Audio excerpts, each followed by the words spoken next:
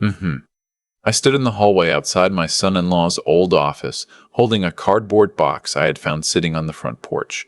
My daughter had asked me to drop it off 3 days ago before everything fell apart. I still had a key to the house. She and the kids were staying with me now, and nobody had thought to ask for it back. So I let myself in, set the box on the kitchen counter, and was about to leave when I noticed his laptop sitting open on the dining room table, screen still glowing.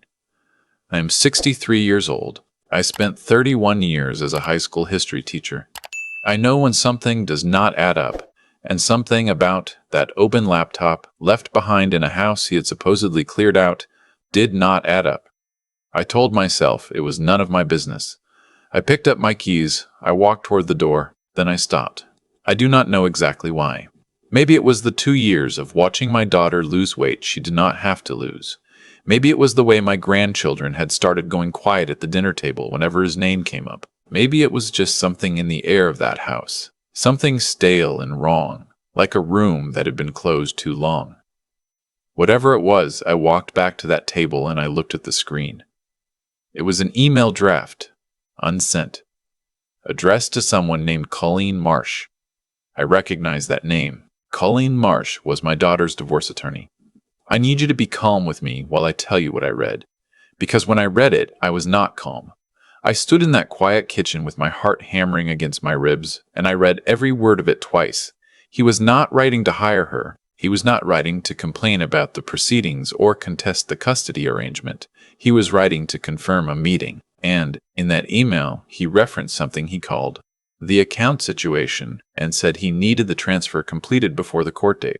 Or, as he put it, she is going to find it. She, my daughter. Her name is Patricia, but I have called her Trish since the day she was born, 40 years ago this coming March. I took a photograph of the screen with my phone. Then I sat down in one of his kitchen chairs, because my legs were not entirely trustworthy at that moment. And I thought about what kind of man writes an email like that. I thought about the past 2 years. I thought about the morning Trish called me from a grocery store parking lot, crying so hard she could barely speak, because she had tried to use her debit card and it had been declined. Their joint account had been emptied. He told her it was a bank error. It never fully was. I thought about the Christmas before that, when he gave her a bracelet, and I watched her open the box and smile, and I watched him watch her smile. And there was something in his eyes I had not been able to name at the time. I can name it now.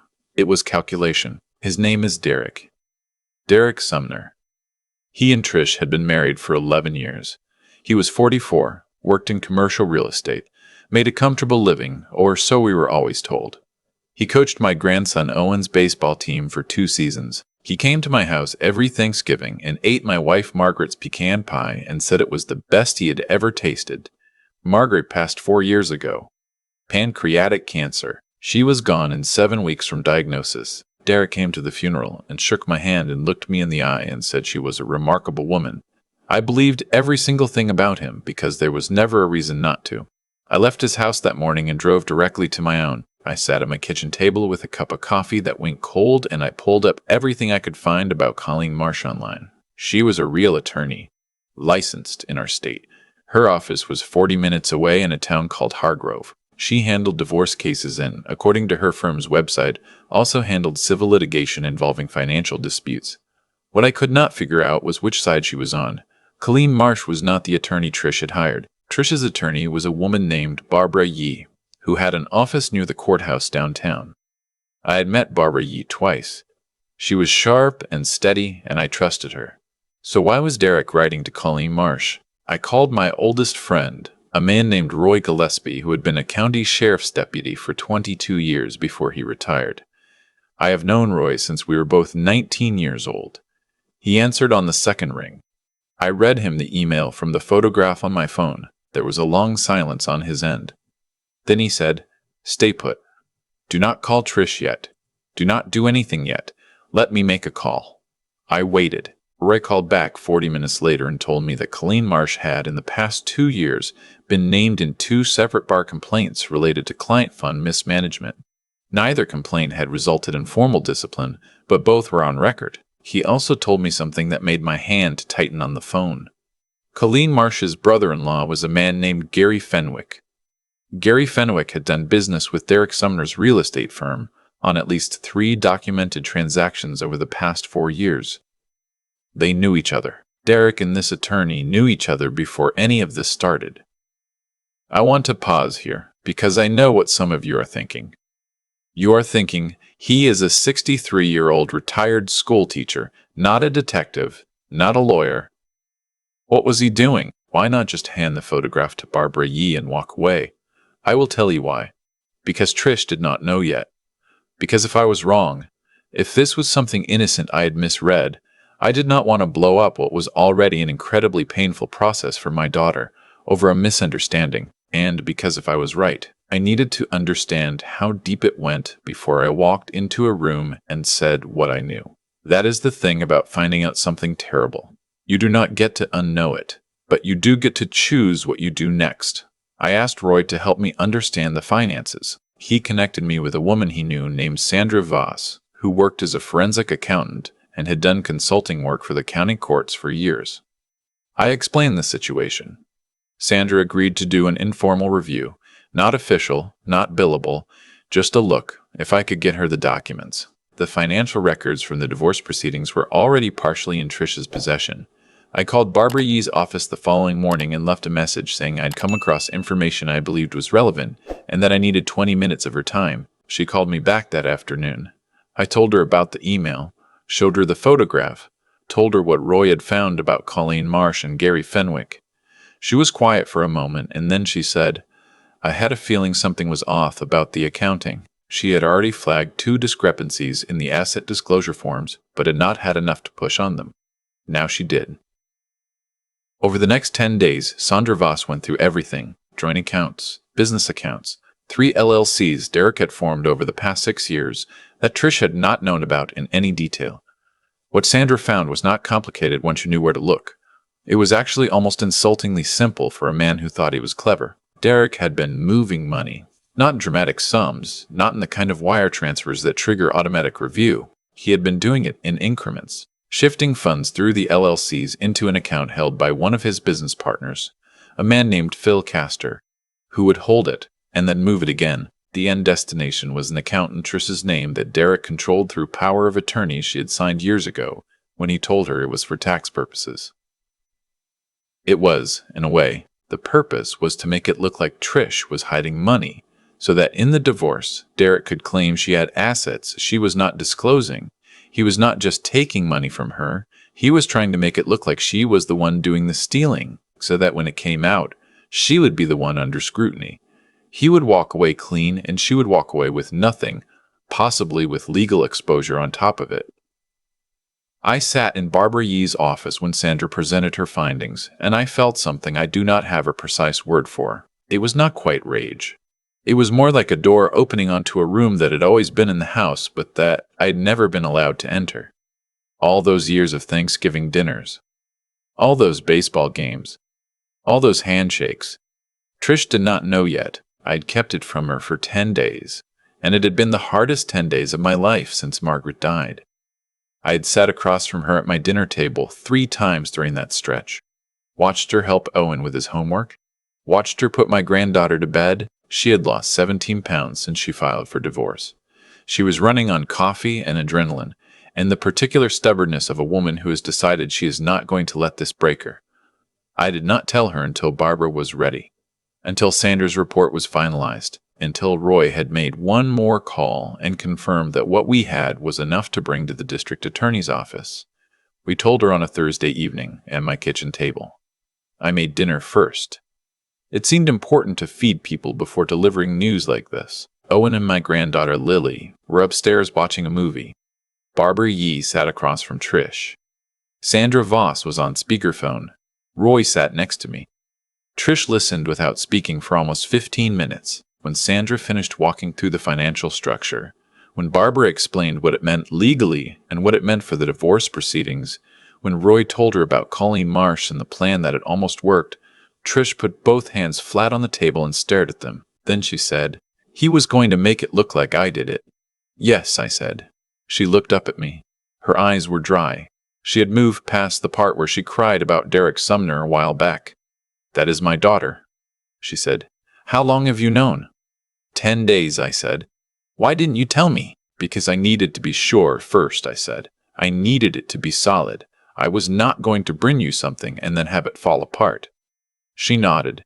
She was quiet for a moment. Then she said, "Dad, you went into his house." "I had a key," I said.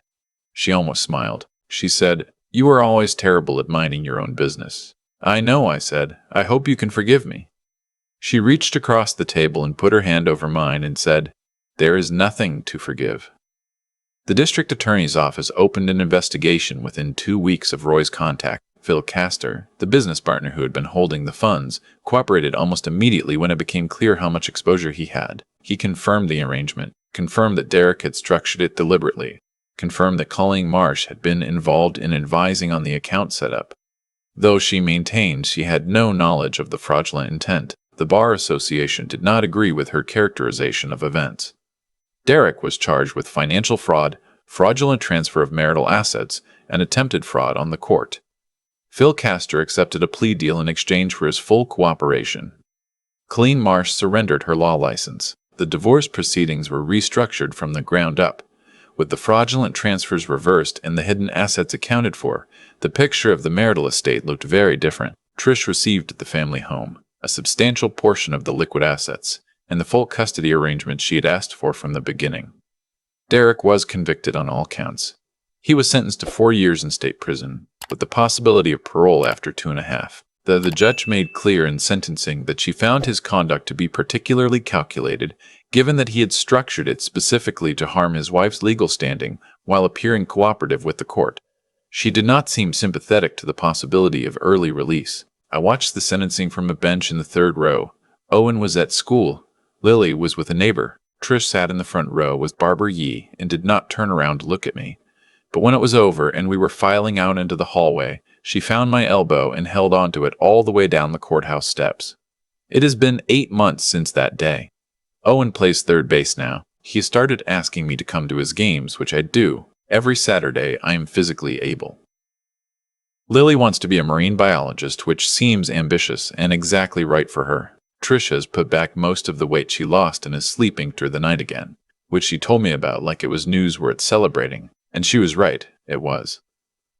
I think about the morning I stood in that kitchen and almost walked out the door. I think about the open laptop, and whether I would have noticed it if I had been a different kind of man, a less nosy man, a man who was better at trusting that things would work themselves out.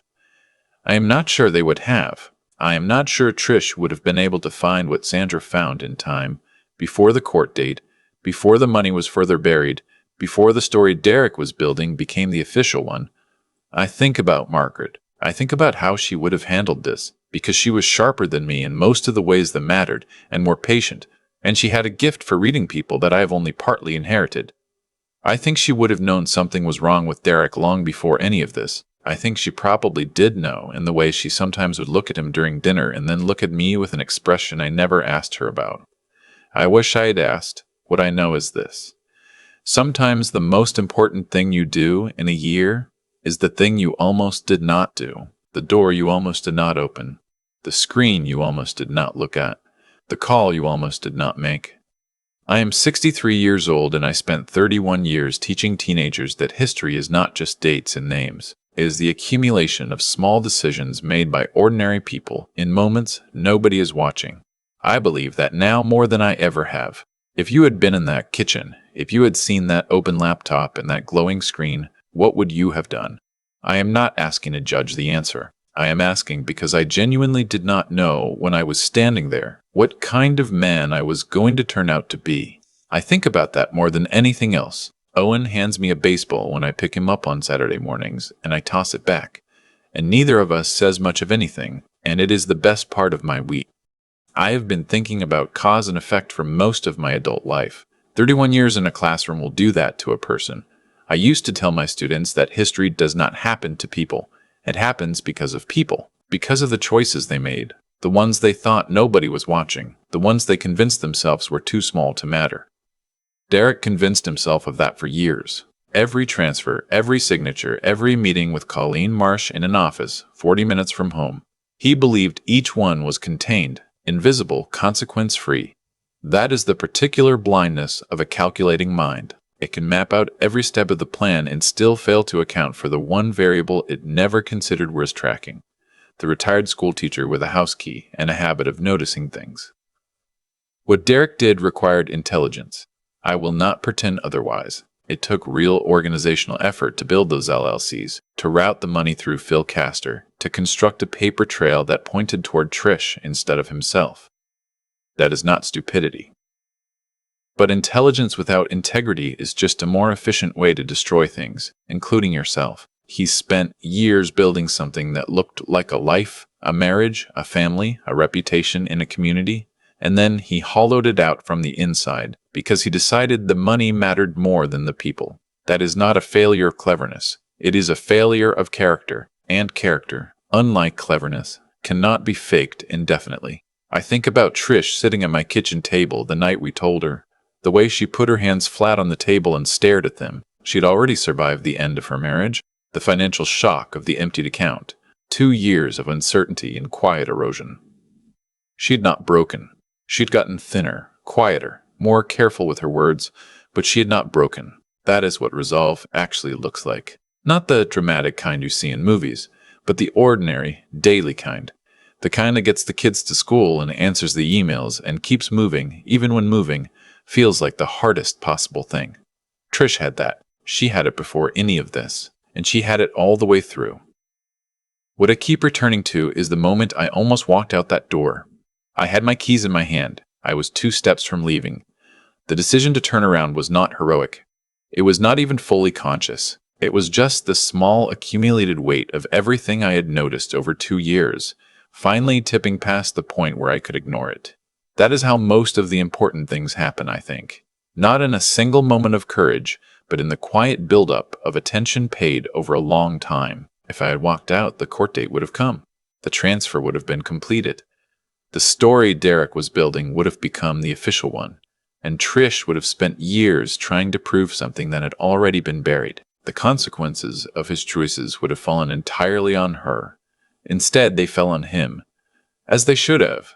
That is not luck. That is what happens when the truth is patient enough to find its way into the light. Owen hands me a baseball every Saturday morning, and I toss it back and I think, this is what we were protecting.